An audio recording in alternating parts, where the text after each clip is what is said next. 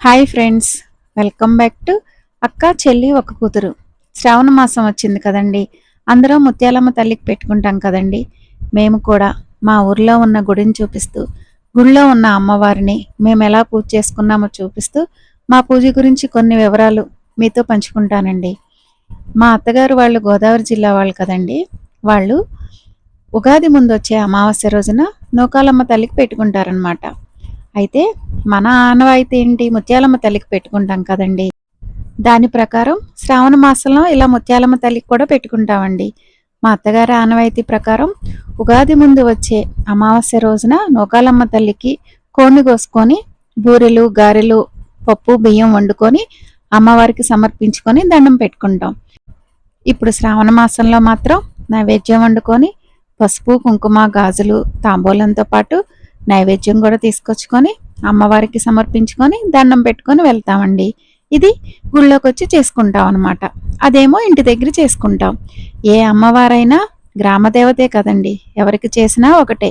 అప్పుడు నూకాలమ్మ తల్లికి చేసుకుంటాం, శ్రావణ మాసంలోనేమో ముత్యాలమ్మ తల్లికి చేసుకుంటాం.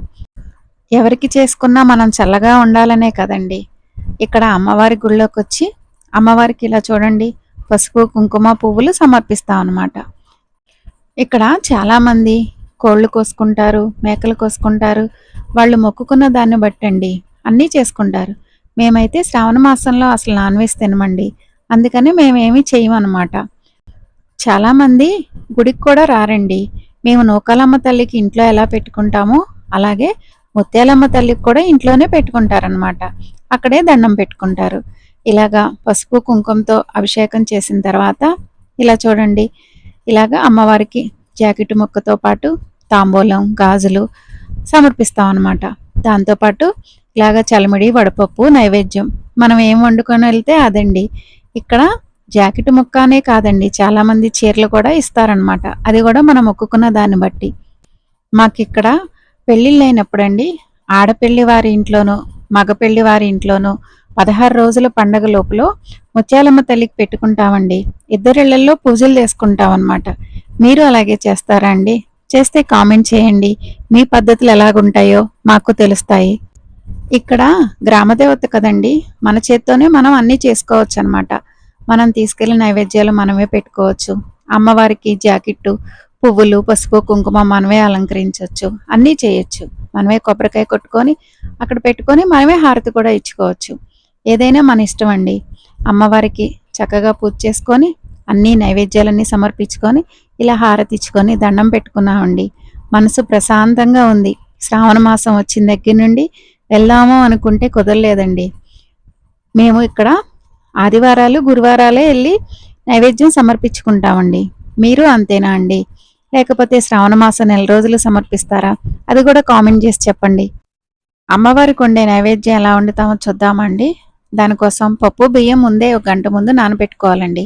ఇక్కడ మేము నైవేద్యం వండేటప్పుడు పచ్చిశనగపప్పు కానీ పెసరపప్పు కానీ కొంచెం వేసి వండుతామండి. పాలను పొయ్యి మీద పెట్టుకొని అది పొంగిన తర్వాత మనం నానబెట్టుకున్న పప్పు బియ్యాన్ని వేసుకొని మంచిగా ఉడికించుకోవాలి. ఇక్కడ ప్రసాదాన్ని ఆవు పాలతో వండామండి. ఇంకో విషయం చెప్పాలి, ముత్యాలమ్మ తల్లి కానీ వండే ప్రసాదాన్ని అమ్మవారికి తీసిన తర్వాతే మనం ఇంట్లో పూజ కోసం వాడుకోవాలంటండి. అది మా ఇంట్లో ఉన్న పెద్దవాళ్ళు చెప్పారు, నాకు తెలియదండి. పప్పు బియ్యం మంచిగా ఉడికిన తర్వాత రుచికి సరిపడా బెల్లాన్ని కూడా వేసి దాన్ని కూడా ఉడికించుకున్న తర్వాత ఇలాగ పక్కన ఆవు నేతిలో కొన్ని జీడిపప్పులు బాదం పప్పులు కిస్మిస్లు కూడా ఫ్రై చేసుకొని దాంతోపాటు యాలుక్కాయలు అది కూడా ఈ ఉడికిన పరవన్నంలో వేసుకుంటే సరిపోతుందండి. అంతే, ప్రసాదం రెడీ అయిపోయిందండి. లాస్ట్లో కొంచెం ఉప్పు వేయాలి అని అంటారు, ఎందుకో తెలియదండి. అంటూ ఉండదు ఉప్పు వేస్తే అని చెప్తారు. అలా అది కూడా వేసి కొంతసేపు పొయ్యి మీద ఉంచుకొని దింపితే నైవేద్యం రెడీ. ఇక్కడే మా గుడి ఎదురుగుండానే, అంటే ముత్యాలమ్మ తల్లి గుడి ఎదురుగుండానే మాకు తిరుపతమ్మ తల్లి దేవాలయం కూడా ఉంటుందండి. ఆ గుడిని కూడా చూసొచ్చేద్దాం రండి. మేము వెళ్ళిన రోజు పెద్ద వర్షం కురుస్తుందండి. అయినా గుడికి వెళ్ళి అమ్మవారిని దర్శించుకొని వచ్చామండి. మీరు మాతో పాటు అమ్మవారిని దర్శించుకోండి. తిరుపతమ్మ తల్లితో పాటు ఇక్కడ పుట్ట కూడా ఉంటుందండి. ఇక్కడ నాగుల చవితి రోజు భక్తులు ఈ పుట్టలో పాలు పోయడానికి వస్తూ ఉంటారనమాట. ఆ రోజైతే ఈ పుట్ట అసలు ఖాళీ ఉండదండి. ఒకప్పుడు ఈ ఆలయం చుట్టూతా చాలా మొక్కలు ఉండేవండి. కానీ భక్తుల సౌకర్యార్థం అంటే భక్తులు అన్నప్రసన్న చేసుకున్నా, ఇంకేమన్నా ఫంక్షన్‌లు పెట్టుకున్నా, భోజనాల కోసమని ఇక్కడ 2 వైపులా షెడ్‌లు వేశారనమాట. ఇంకో 2 వైపులా మాత్రం మొక్కలుంటాయి. ఈరోజు గూడా పెద్ద వర్షం పడటం వల్ల భక్తులు సరిగ్గా రాలేదండి. లేకపోతే మాతో పాటు మీరు ప్రదక్షిణ చేస్తూ గుడి చుట్టూతో ఉన్న మొక్కల్ని చూసేయండి. ఇక్కడ మాకు దగ్గరలో పెనుగంచిప్రోలు ఉంటుందండి. అదే పెద్ద గుడనమాట తిరుపతమ్మ తల్లికి. మా ఊర్లో మా తిరుపతమ్మ తల్లి గుడి మా చుట్టుపక్కల ఉన్న గ్రామాలకి పెద్ద గుడండి. చూసేయండి మీకే అర్థమవుతుంది. ఇక్కడ కళ్యాణం కూడా బాగా అంగరంగ వైభవంగా జరుగుతుందండి. ఆ కళ్యాణం రోజుల్లో ఈ గుడి భక్తులతో కళకళలాడిపోతూ చాలా అందంగా ముస్తాబై ఉంటుందండి. మనం ఇంచుమించు గుడి చుట్టూతా ప్రదక్షిణ చేసి మళ్ళీ గుడి ముందుకొచ్చామండి. ధ్వజస్తంభం దగ్గరకొచ్చాము. కొబ్బరికాయ కొట్టుకొని గుళ్ళోకి వెళ్ళి అమ్మవారిని దర్శించుకోవడమేనండి. మాతో పాటు మీరు వచ్చేయండి. ఆ తిరుపతమ్మ తల్లిని దర్శించుకొని వచ్చేద్దాం. అమ్మవారితో పాటు ఇక్కడ ఇంకా చిన్న 2 ఆలయాలు కూడా ఉంటాయండి. అవి అంకమ్మ తల్లి అమ్మవారి ఆలయం, పెద్దమ్మ తల్లి అమ్మవారి ఆలయం అండి. వాటిని కూడా దర్శించుకోండి. మాతో పాటు మీకు కూడా ఆ అమ్మవారి ఆశీస్సులు ఉండాలని మనస్ఫూర్తిగా కోరుకుంటున్నానండి. వీడియోస్ ఎలా ఉన్నాయండి? నచ్చితే లైక్ చేయండి. మా ఛానల్ చూస్తూ సబ్స్క్రైబ్ చేసుకోకపోతే సబ్స్క్రైబ్ చేసుకోండి. అమ్మ దయ ఉంటే శక్తి, సంపద కాకుండా ఆ అమ్మవారి దయా దాక్షిణ్యాలు మన మీద ఉంటాయని భక్తుల నమ్మకం అండి.